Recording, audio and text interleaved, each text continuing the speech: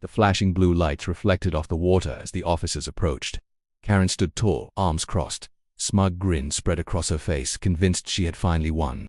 But the moment I reached into my jacket and pulled out my federal access pass, the color drained from hers. The mountains were just starting to glow golden as I drove the winding road up toward the cabin I'd rented for the next 2 weeks. Sunlight filtered through the tall pines, dancing on my windshield like nature's own welcome mat. It had been years, maybe 5, since I'd taken a break longer than a weekend. That's the price of working in federal service. The kind of work I do doesn't allow for burnout. You show up, you shut up, you do the job, and you don't complain. But this time, my body made the choice for me. After collapsing during a debrief meeting 2 weeks ago, the agency doctor made it clear, you need time off, or you're off the roster. So I searched for something remote, quiet, no phones, no meetings, no briefings. That's how I found the cabin. It was listed as the Pines Retreat, just beyond a gated lake community in the northern part of the state. A cozy 2-bedroom wood cabin with a private dock, fire pit, and most importantly, direct lake access. That last part sealed the deal. I've always loved fishing. Something about the silence, the rhythm of the water, the way time just slips past unnoticed. I could spend all day by a lake and not say a word, and it would still feel like therapy. I arrived at the gated entrance. I rolled down my window and punched in the code the rental owner had sent me. The iron gate creaked open slowly, revealing a quiet neighborhood of log-style homes and wide-open green spaces. It looked peaceful enough. The air smelled like pine needles and lake mist, and I could already feel my shoulders I found the cabin near the far end of the neighborhood, right where the trees thickened and the lake curled around like a horseshoe. It stood alone, no nearby neighbors, just the sound of birds and the occasional rustling of squirrels in the underbrush. I unpacked quickly.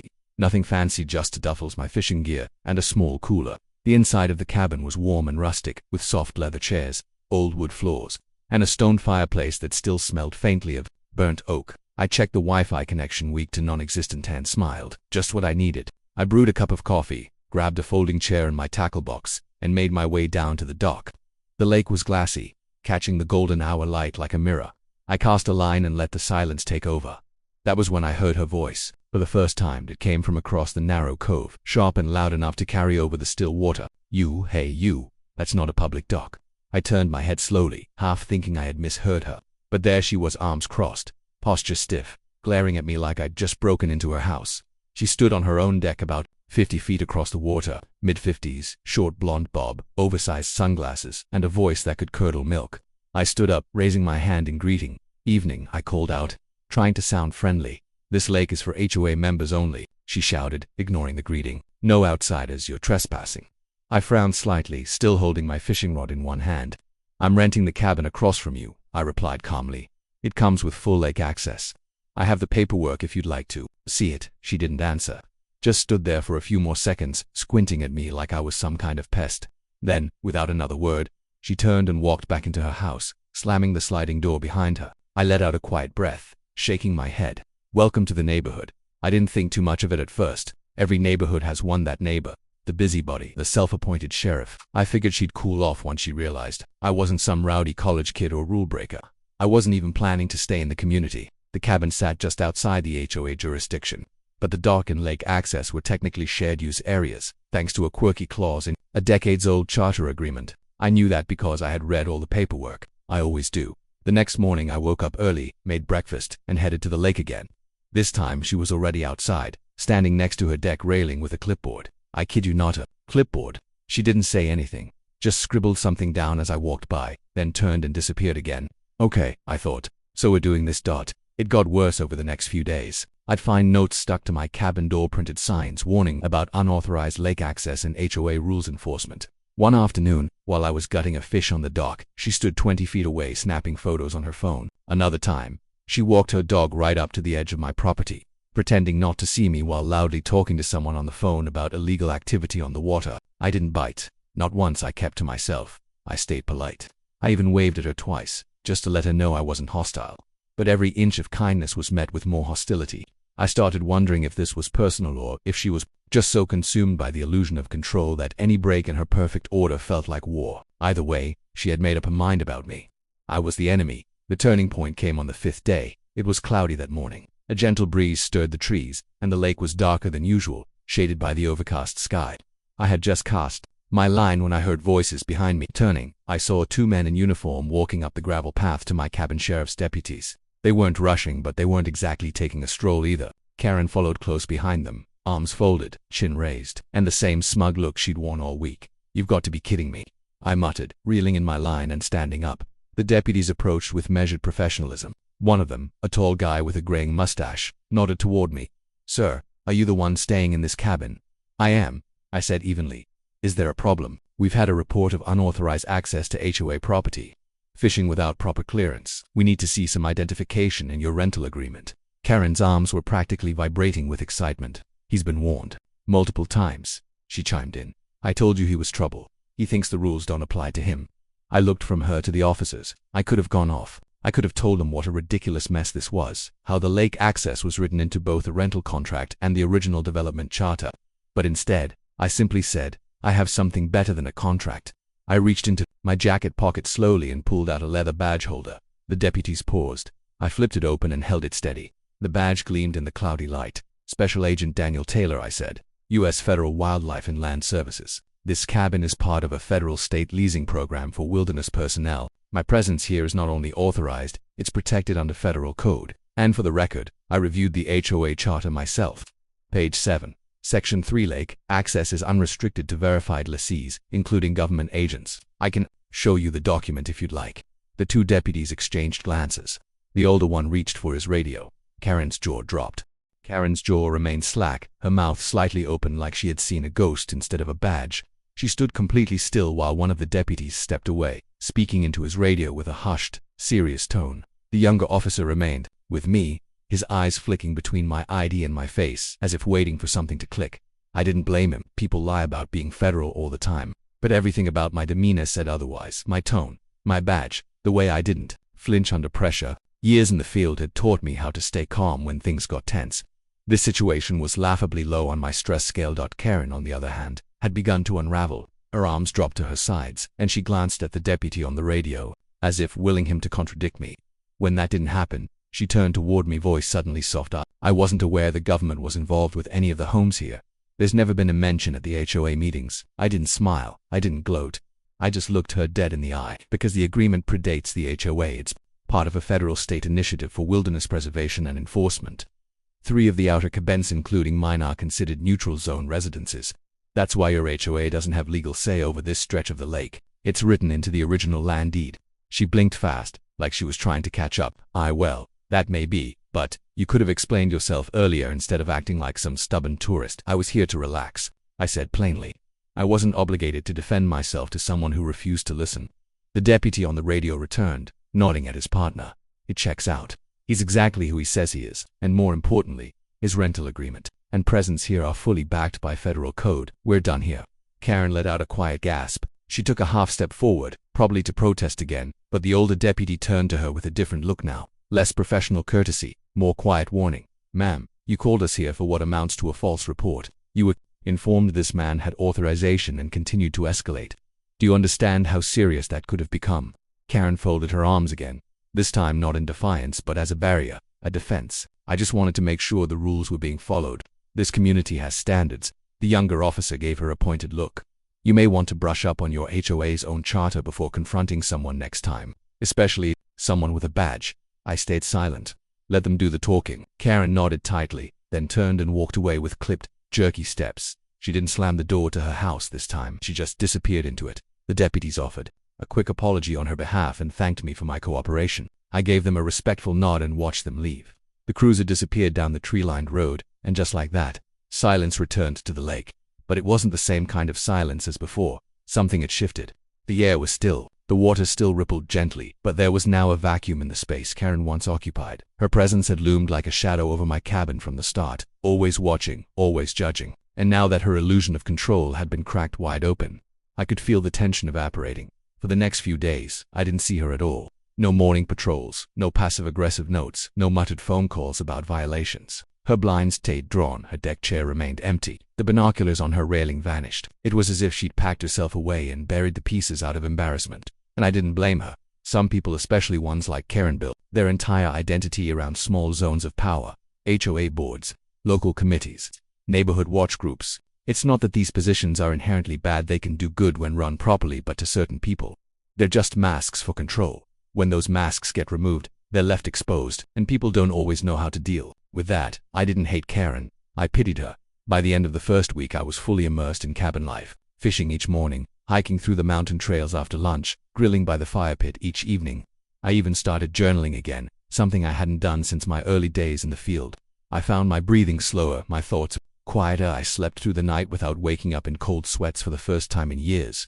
This place was doing something to me, something good, but peace doesn't always last forever. On the 8th morning, I heard a knock at the door. It wasn't loud, but it wasn't shy either. I opened the door and found an envelope taped to the frame. I stepped onto the porch, looked around, no sign of anyone. I peeled off the tape and opened it. Inside was a folded letter with a printed HOA header.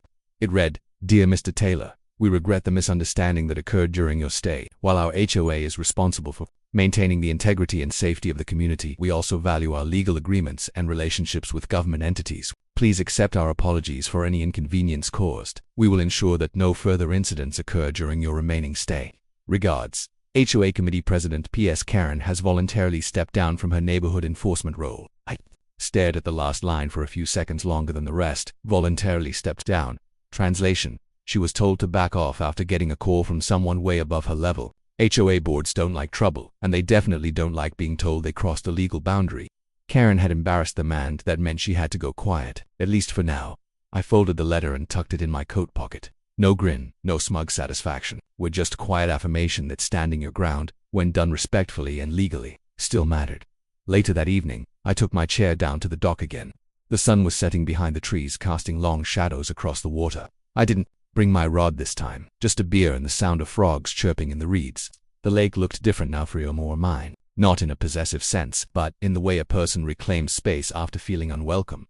I heard soft footsteps behind me and turned, half expecting another neighbor. Instead, Karen stood at the edge of the trees, not on my dock, but close enough to speak. She wasn't dressed in her usual HOA uniform, no clipboard, no sunglasses, just a cardigan, slacks, and a look of uncertainty. She started, then cleared her throat. I wanted to apologize. I didn't say anything. "I've lived here 15 years, she said, wringing her hands, "and I guess I've gotten protective. I didn't mean to cause trouble, but I overstepped." I nodded slowly.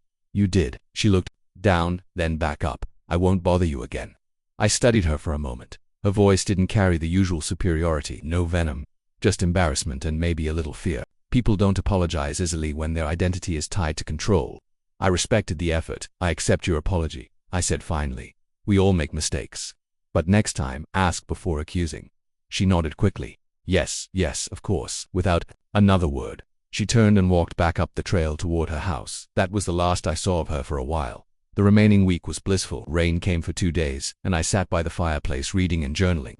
Then the sun returned, and I spent the final 2 mornings fishing with a kind of calm I hadn't felt in years. No tension, no eyes watching from across the cove. Just the water and me. As I packed up the cabin on the final morning, I left something on Karen's porch, an envelope with a printed copy of the original land agreement showing the federal lease, with the relevant section highlighted. No note, no message, just truth, the kind that speaks for itself.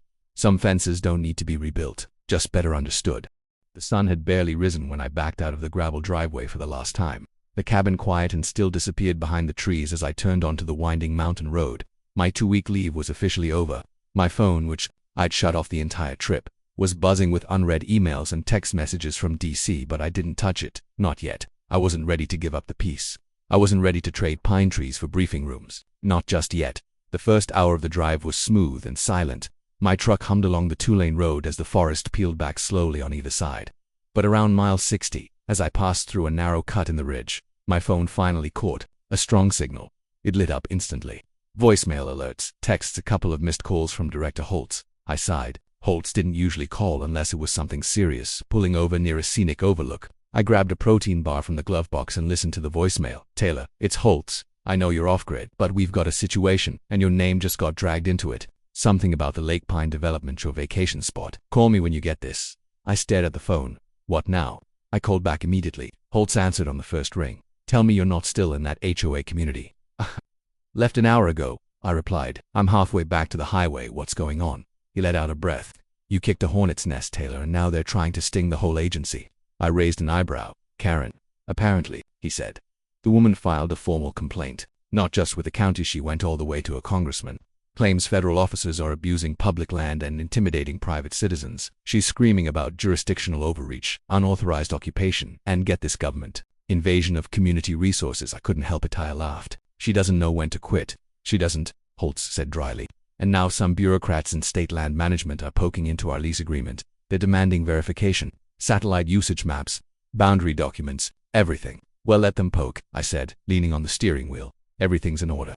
That's the thing, Holtz said, voice dropping lower. Our office never digitized the original 1971 map that showed the federal buffer zone and neutral access points. It's still stored in the mountain archive, and the regional manager we had there retired last year without scanning any of the historic charters. I blinked. So the only copy of that document is locked in a basement storage room 3 miles from where you just were. Of course it was, he continued. And since you already know the lay of the land, we're asking you to retrieve it. Consider this an extended assignment. I exhaled through my nose, pulled a U-turn and started driving back. Text me the building's address, I muttered. By the time I reached the archive facility at gray, windowless structure hidden behind a ranger station, the clouds had begun to roll in. Thunderheads loomed in the distance as I parked out front and approached the main door. A young woman with a ponytail and tired eyes greeted me. You the agent from D.C.? she asked Taylor. I nodded, showing my credentials. Here for the 1971 Lake Pine Land Charter. Original federal state deed, mapped boundaries, the works. She looked relieved. It's in the old vault, basement level. You'll need gloves and a mask. That room hasn't been touched in years. I followed her down 2 sets of stairs and through a heavy steel door into the archives. The room smelled like dust, old paper, and concrete. Shelves lined the walls, stacked high with boxes marked in faded black ink. She handed me a clipboard with rough catalog numbers. Should be under Section D. You're looking for a rolled canvas map with a brass cap on one end. I nodded and got to work. It took nearly an hour of combing through mislabeled boxes and brittle files before I found it tucked inside a cracked leather tube beneath a box of weather reports from the 60s. A cap bore the initials USFS. I unrolled the canvas carefully on a flat table, and there it was. A hand-drawn map in ink and charcoal, yellowed with age but still legible. The Lake Pine boundary line curved along the north bank, but a small dotted perimeter had been drawn just beyond it, clearly labeled Federal Jurisdiction Zone Shared Access. I took photos from every angle, then I gently rolled it back up, sealed the cap, and carried it upstairs. As I stepped out into the gray afternoon light, a familiar sound reached my ears, heels on gravel. I turned, and sure enough, there she was, Karen. She was dressed the same as before, tan slacks, blazer, clipboard in hand, but this time her face was strained, less confident. She marched up with tight, practiced steps, holding a manila folder under her arm. Agent Taylor, she said, voice clipped. I was told you might be here. I kept my expression flat. Following me now. I filed a formal challenge, she said, and I intend to see it through. That lake belongs to our community. We were never informed of any shared usage by the federal government. I have gathered affidavits, satellite photos, even security footage. I nodded slowly. Good. Then we both came prepared. I reached into my satchel and pulled out the original map tube. Karen looked at it like it was radioactive. I unscrewed the cap and gently pulled out the map, unrolling it across the hood of my truck as the wind picked up. Take a look, I said, stepping back. She didn't move at first, but curiosity mixed with the desperate need to be right won out. She leaned forward, reading each line. Her eyes stopped on the dotted boundary. This can't be correct, she said quietly. It's the original, I said, and it holds more weight than your security camera footage. This was signed by the state's land commissioner and a U.S. wildlife liaison in 1971. It supersedes your HOA charter by 31 years. She took a step back, visibly shaken. Then why didn't anyone tell us? Because you never asked, I said. You just assumed authority. And when you met resistance, you doubled down instead of doing research. You built a fence without checking the property line. A sharp gust of wind blew her clipboard out of her hands. It hit the gravel and skidded into a muddy patch. She didn't move to pick it up, just stared at the map, her mouth pressed into a thin, bitter line. This doesn't change anything, she muttered. But even she didn't sound convinced. It changes everything, I said. Because the land doesn't belong to your HOA. And from this moment forward, the agency will be reviewing all future rental restrictions near the lake. You've opened a door you might not be able to close. Karen's face lost its color for someone who prided herself on control. The idea that her grip on this lake might unravel publicly seemed to rattle her more than any confrontation we'd had so far. I rolled the map back up, slid it into the satchel, and stepped past her.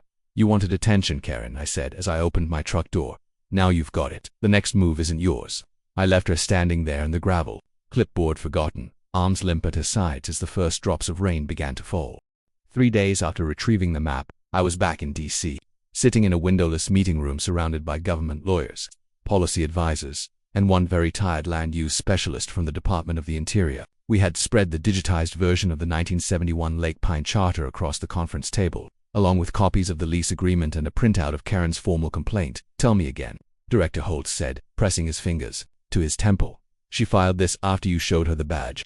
"She thought she had leverage," I replied. "She didn't like being wrong. She tried to bypass the state office entirely," one of the advisors added. "Went straight to a congressman who's been feuding with us over land grants. He saw an opportunity to stir the pot." Holtz sighed deeply. "What's the potential fallout?" The land use specialist, a wiry man named Mercer, leaned forward. "Minimal, if we get ahead of it. The key is proving continuous federal access and occupancy. That means photographs, logs, sworn affidavits, and most importantly, presence. We can't look like we're retreating. If we blink, the HOA could try to dissolve the agreement next time it renews." I nodded. "Then we make it visible. I'll go back, file the presence report in person, let them know the agency isn't backing down." Holtz gave me a look. "You're volunteering to go back into the snake pit," I smirked. "Snake pit's not so bad when you've got boots and a badge." The next morning I was back on the road, this time not for vacation, not for rest, but for a strategic appearance. The government needed a face in Lake Pinna, reminder that we weren't just lines on paper or names on leases. We were boots on the ground. And I didn't mind being that face, especially not with the map now scanned, verified, and entered into 3 separate federal databases. The HOA meeting had already been scheduled, thanks to Karen's complaint. It was to be held in the community center-owned oversized log cabin with folding chairs, plastic tables, and a sound system left over from the 90s. I arrived 30 minutes early and was greeted at the door by none other than Mr. Hayes, the HOA president, a balding man with apologetic eyes and a handshake that said, "Please don't sue us. Agent Taylor, we appreciate your willingness to attend," he said quickly. "We'd like to avoid any further confusion between the board and the agency." "Good," I said, "because confusion caused this whole mess." Inside, the residents were already gathering. Most of them were retirees' golf shirts, pastel sweaters, and the occasional veteran cap. A few younger couples stood in the back, arms crossed, watching warily. Karen was seated near the front, arms folded, her expression unreadable. She didn't look at me as I entered. Hayes took the mic and tapped it awkwardly. "All right, everyone, if we could begin." The chatter died down. "We've invited a representative from the federal agency that oversees our buffer property. There's been a lot of talk lately, and I think it's time we clear the air. Please welcome Special Agent Daniel Taylor." I stepped up to the mic and scanned the room, not hostile but skeptical. Curious, this was good. Curiosity was a better opening than outrage. "Good evening," I began. "My name is Agent Taylor. I work for the U.S. Federal Wildlife and Land Services. For over 50 years, this agency has maintained a land use agreement with the state that predates the formation of your HOA. That agreement allows designated federal personnel to lease and use properties around the lake, including the one I stayed in during my vacation." I held up a copy of the map and turned it slowly. This is a federally authenticated charter map from 1971, showing the original boundary designations. As you can see, a neutral access zone was included in the agreement. That means your lake, though private to homeowners, is not exclusive. When it comes to designated lessees, especially those from federal or conservation backgrounds, murmurs rippled through the crowd. Some heads nodded, others frowned. I continued. "This does not mean anyone can use the lake without approval, but it does mean that accusations of trespassing against legally authorized individuals are unfounded in some cases. Unlawful." I let that sink in, then added, "I am not here to cause trouble. I'm here because misinformation was used to try and remove someone who had every right to be there. That someone was me." Karen stirred in her seat. She didn't speak, but her jaw was tight, and her eyes were locked on the floor. Someone from the back raised a hand, a woman in her 30s, holding a toddler on her hip. "So, is the HOA in the wrong here? Legally?" I looked to Hayes. He nodded, deferring the answer to me. "Yes," I said plainly. "Not the entire HOA, but the actions of certain individuals within it cross the line. That's why I'm here to ensure this doesn't happen again." An older man near the front raised his hand next. "What about our rights as residents? Shouldn't we have been informed of this agreement?" "You should have," I replied. "But many of these records were archived for decades. Until recently, no one challenged them. Once that happened, we acted to recover and confirm the documentation. That's why I retrieved the original charter myself." The room fell quiet. I closed with a calm, measured tone. "This isn't about who owns the lake. It's about cooperation. You have your HOA rules. We have federal land management laws. They can coexist, but only if people stop treating each other like enemies." Polite applause followed. A few people stood, not overwhelming support, but enough to show the message had landed. Karen, however, remained seated. When the meeting ended, people came up to ask questions, shake hands, or just thank me for clarifying what had become the talk of the community. One couple even invited me to a weekend fish fry they were planning.